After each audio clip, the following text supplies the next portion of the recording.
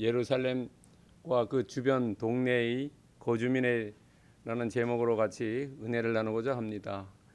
느헤미야서 11장 15절에서 16절 말씀을 증거합니다.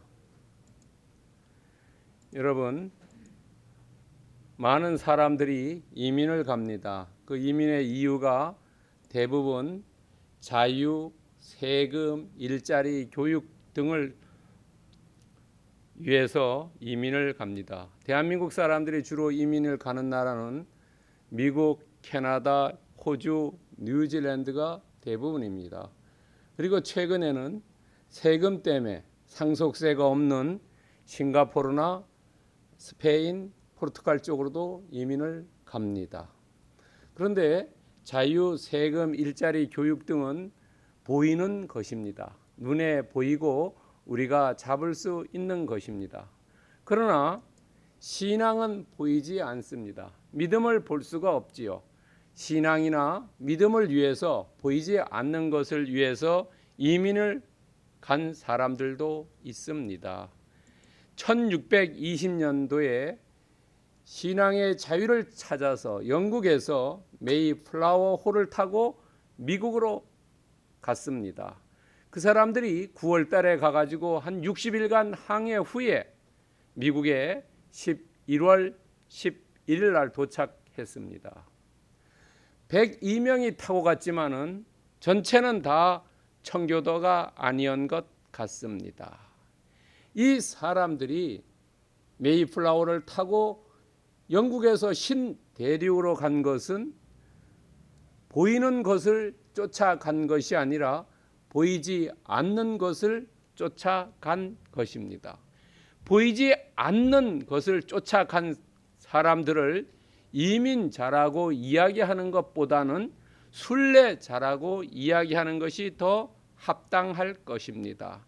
사전에 보면은 순례자는 우리가 신앙의 유적지를 찾아서 다니는 그런 의미도 있지만은 또 다른 의미는 하늘나라의 소망을 두고 그 본향을 바라보며 이 땅에서의 나그네와 같은 자세로 살아가는 성도라는 의미도 가지고 있습니다. 여러분이나 저나 오늘 우리는 이 땅에서 메이플라워라는 구원의 방주를 타고 순례자의 삶을 살고 있습니다. 우리는 다 같이 눈에 보이는 것을 쫓는 것이 아니라 눈에 보이지 않는 것을 쫓는 사람들입니다. 왜냐하면은 눈에 보이는 것은 잠깐이지만 보이지 않는 것은 영원함이라고 고린도후서 4장 18절에 나와 있습니다. 여러분, 성경에 나오는 많은 사람들 중에 우리가 잘 아는 사람들은 보이는 것을 쫓지 않고 보이지 않는 것을 쫓은 사람들입니다. 여러분이나 저나 우리의 삶에서 보이는 것은 잠깐입니다. 여러분, 돈이 많은 사람들도 3대를 유지하기가 어렵습니다. 그러나 신앙은, 믿음은 3대를 지나서 영원히 지속되고 있지 않습니까? 그래서 오늘 예배에 나온 모든 분들은 보이는 것을 쫓아가는 게 아니라 보이지 않는 것을 쫓는 삶이 되기를 바랍니다. 여러분, 시편 73편 25절에 우리가 구원의 방주를 탔는데 이 구원의 방주에서 누구를 표대로 삼아서 인생을 나아갈 것이냐 하는 겁니다. 여기에 답이 있습니다. 주 밖에 우리가 사모할 것이 없다는 겁니다. 우리 삶의 목표가 예수 그리스도가 되어야 되고 예수 그리스도의 표대를 향해서 우리의 인생 강건하면 7, 80이라고 했는데 그 연륜을 우리가 나아갈 수가 있다는 겁니다. 실패하지 않고 성공의 시온의 평탄대로를 걸어갈 수 있는 것은 보이지 않는 것을 쫓는 것이고 그 보이지 않는 것의 목표는 주님 예수 그리스도를 쫓는 삶을 사는 것이 우리가 올바른 삶, 우리가 마땅히 가야 될 삶이라고 생각됩니다.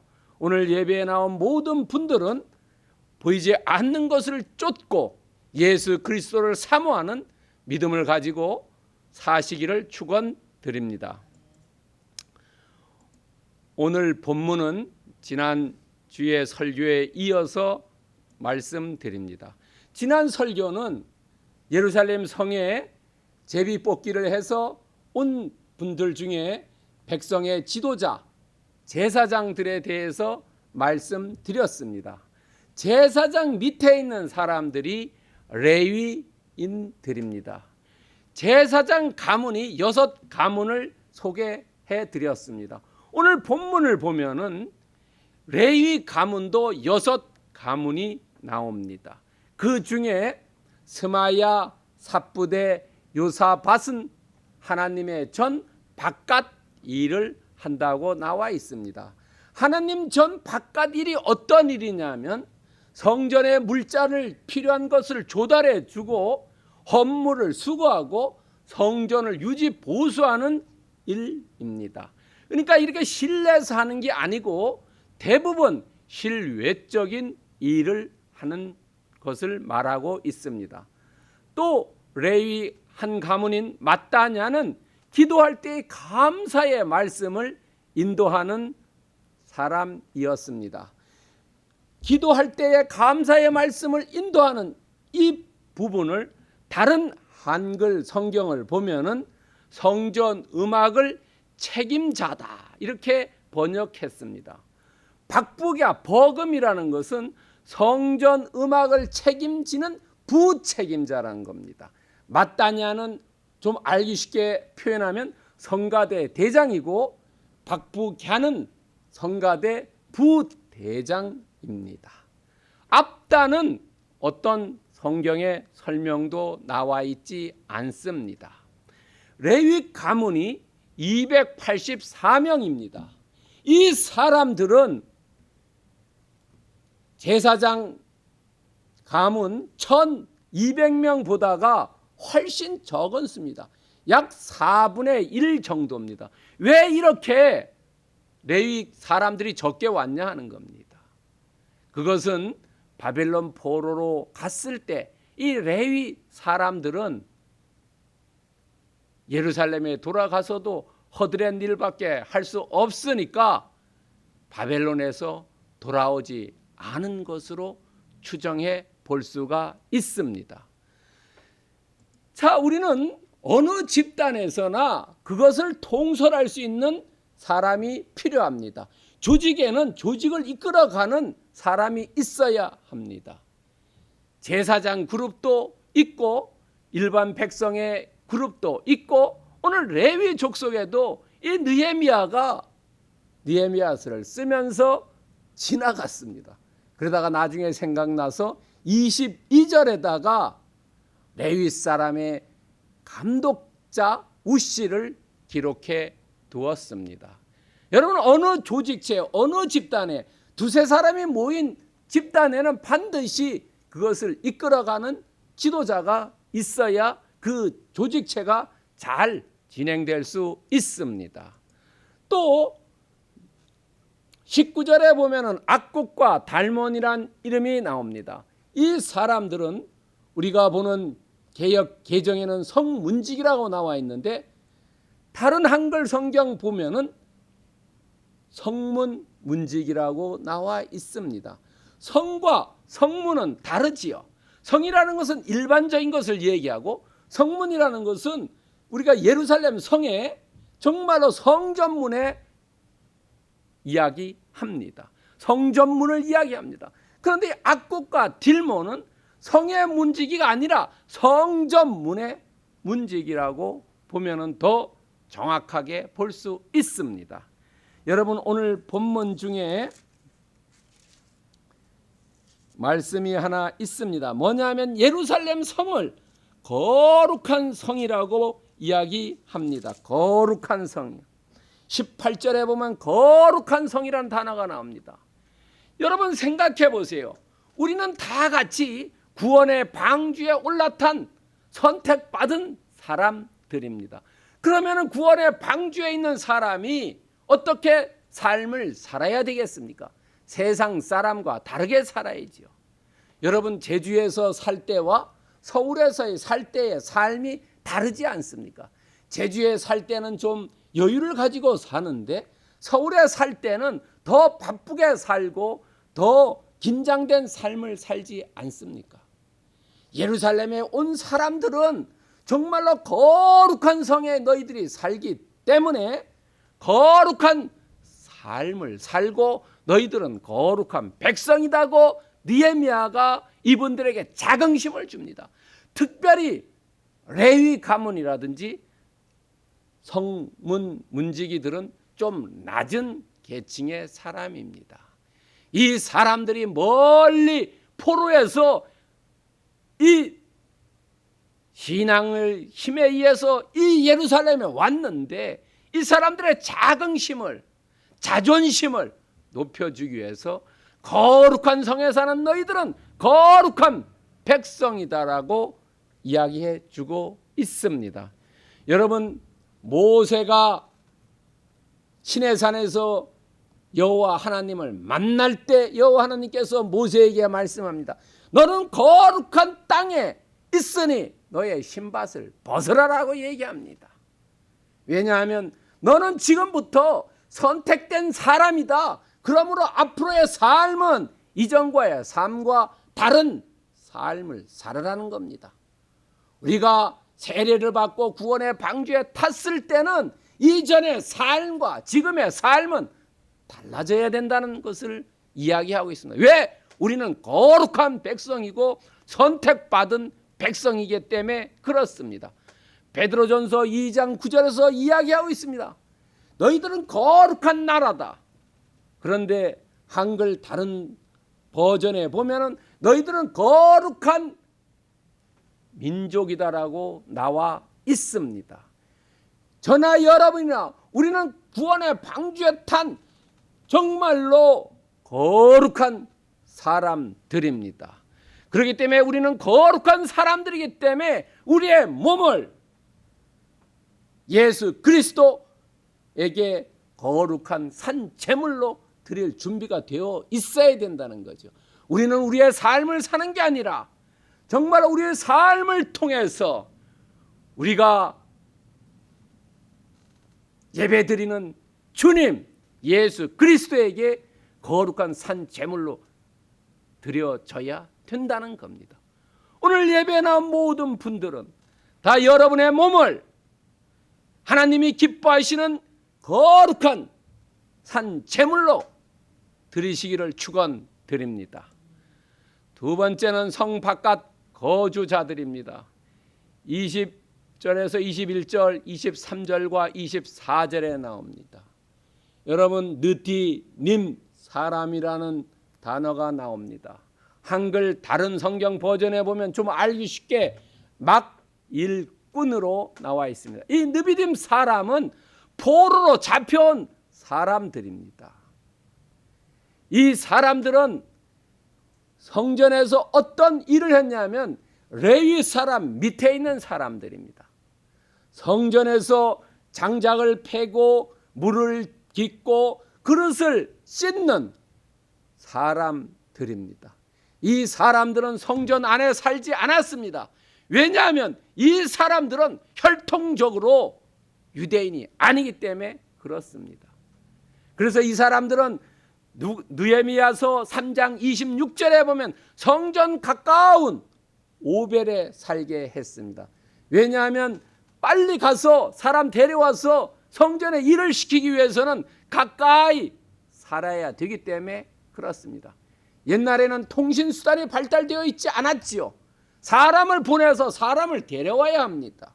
그럴 때 멀면 할 수가 없습니다. 가까이 살게 했습니다.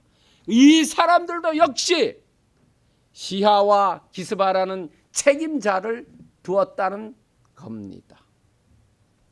그리고 23절에 보면은 왕이 음악을 항상 틀게 했습니다. 그 왕은 누구냐 하면은 바사의 왕이고 아닥사스다입니다. 느헤미야서 1장 1절에 나옵니다. 음악을 통해서, 오늘날로 말하면 문화를 통해서 그 사람들을 페르시아에 복속시키기 위한 작전이 아니었냐라고 생각됩니다. 여러분 가만히 생각해 보세요. 문화를 통해서, 영화를 통해서, 음악을 통해서, 미술을 통해서 사람들의 생각을, 사고를 바꿔지기 때문에 그렇습니다. 그래서 이 바사가 원하는 백성으로 양육하기 위해서 곡을 선정해 주었다고 합니다. 어떤 곡인지는 성경에 나와 있지 않습니다. 문화의 침투를 이야기하고 있지요. 그 다음에 24절에 보면은 브다히야라는 유다 지파 자손의 이름이 나옵니다. 이 사람이 한 일은 백성의 일을 돌보는 일입니다. 백성의 일이라는 것은 행정 사무를 관장하는 일입니다. 백성들 사이에 이해관계가 있으면 이것을 조정해주고 페르시아에서 오는 일들을 감독하고 이 백성들이 페르시아 정부에게 요구하는 것을 전달해주는 역할을 합니다.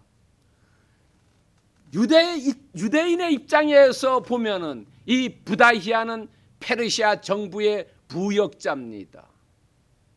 그러나 이 브다히야는 자기의 지파에 뛰어난 사람이겠지요. 여러분, 그러나 느헤미야가 이 글을 썼을 때 정말로 페르시아와의 어떤 연관줄을 쓰기는 써야 되는데 제일 나중에 썼다는 겁니다.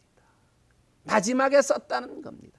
이 사람이 중요하긴 중요하지만은, 실력도 좋고 고관대작이지만은, 그러나 유대인 입장에서 계륵 같은 존재이기 때문에 제일 나중에 쓴 것을 우리는 알 수가 있습니다. 여러분, 오늘 이런 사람들을 통해서 우리는 이 예루살렘 성에 제비 뽑아서 10분의 1이 와 있지만은 이 사람들이 서로 유기적인 공동체가 잘 이루어져서 하나님의 예배를 잘 드릴 수 있도록 느헤미야가 모든 사람들을 계층별로 질서 있게 뽑아다가 살게 했다는 겁니다.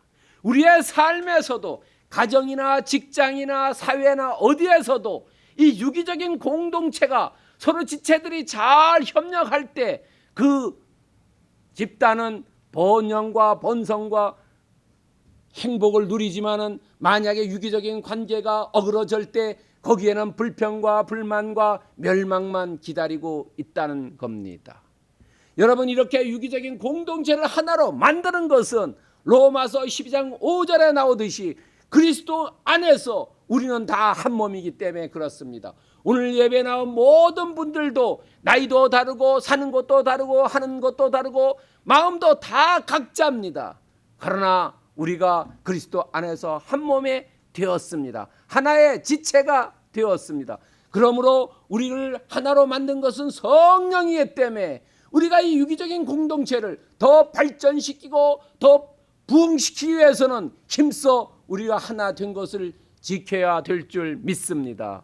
그리고 로마서 8장 28절에 얘기했듯이 모든 것이 지체가 하나로 합력을 했을 때 그때 선이 이루어진다는 것을 믿으시고 바랍니다. 믿고 나아갈 때 거기에 하나님께서 놀라운 축복을 허락해 주실 것입니다. 세 번째는 성박 거주 성읍들입니다. 25절과 36절에 나오는 말씀입니다. 25절부터 30절에는 유다 자손이 거주하는 17동네가 언급되어 있고 31절부터 35절에는 베냐민 자손이 거주하는 15동네가 언급되어 있습니다. 여러분, 여호수아가 출애굽했을 때 요단강을 건너서 이 가나안 땅에 왔을 때 제비 뽑기 해가지고 유다 지파는 여호수아서 15장에 보면은 112개의 성읍을 할당받습니다. 112개 중에 지금 제2의 출애굽이라고 할 수 있는 바벨론에서 돌아온 사람들은 17동네 15%만 차지합니다.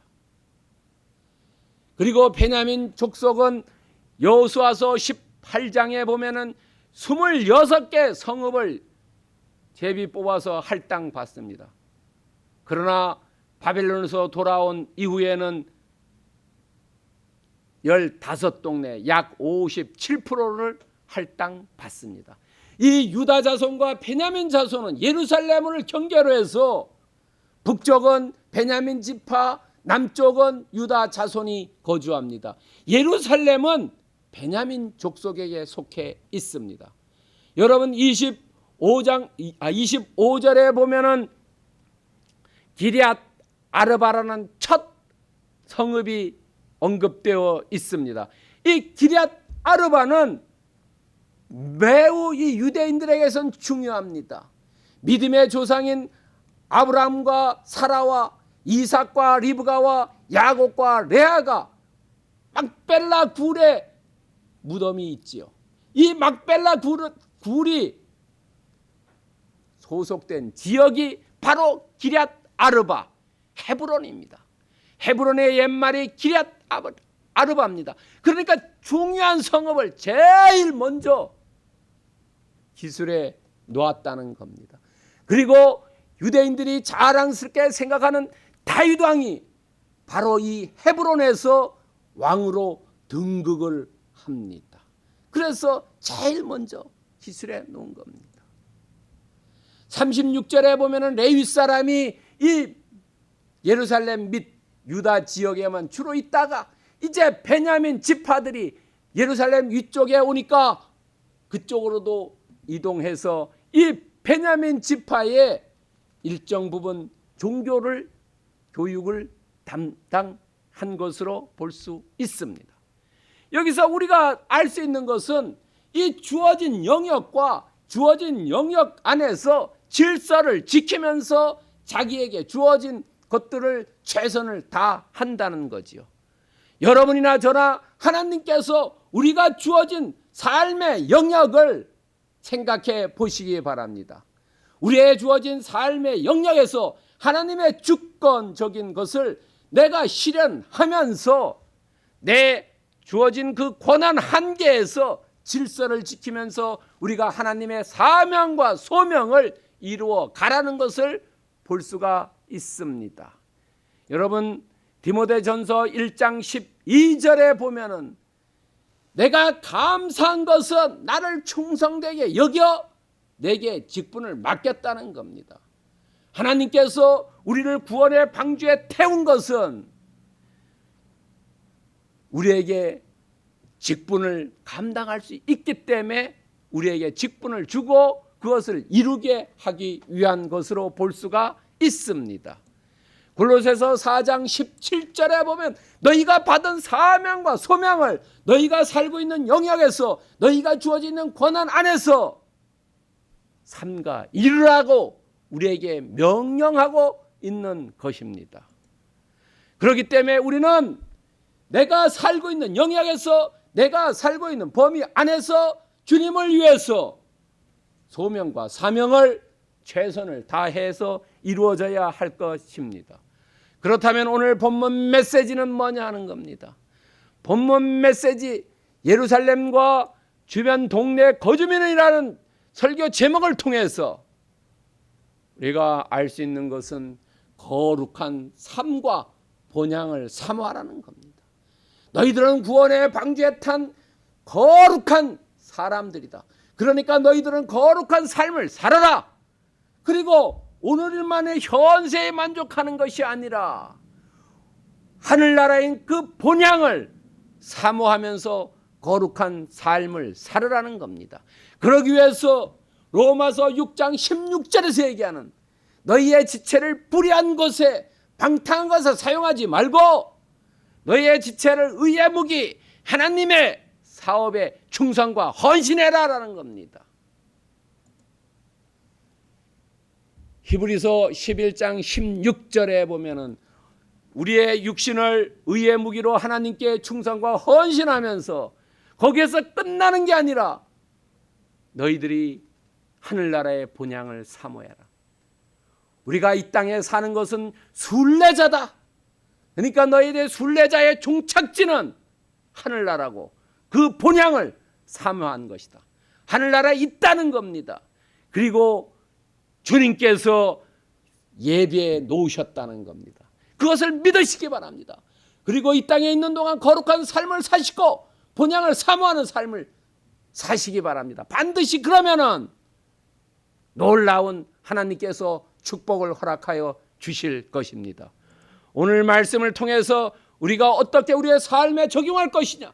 그것은 첫 번째 거룩한 삶을 살으라는 겁니다. 두 번째로서는 우리가 각자 어느 집단에서나 지체로서 삶을 살으라는 겁니다. 불평원명하는 게 아니라 우리가 합력해서 선을 이룰 수 있는 놀라운 지체로서의 삶을 살으라는 겁니다. 세 번째는 너희의 영역과 너희의 권한이 주어져 있는데 그것을 너 개인의 사리사욕을 위해서 사용하는 게 아니라 청지기로서의 삶을 살으라는 겁니다. 주님을 위해서 헌신하고 달란트 5달란트 받은 사람과 2달란트 받은 사람처럼 청지기로서의 삶을 살으라는 겁니다. 그렇게 삶을 살면은 계시록 22장 12절에서 예수님께서 직접 말씀하고 계십니다. 너가 행한 대로 갚아주리라는 겁니다. 우리가 이 땅에서 하는 것들은 다 하늘나라의 행위록에 기록된다고 하지 않습니까? 그 행위록에 기록된 그대로 하늘나라 갔을 때 우리가 보상을 받는다는 겁니다. 만약에 적게 하면은 적게 받고 많이 하면 많이 받겠지요. 예수님께서 계시록 2장 10절에서 우리에게 말씀해 주고 계십니다.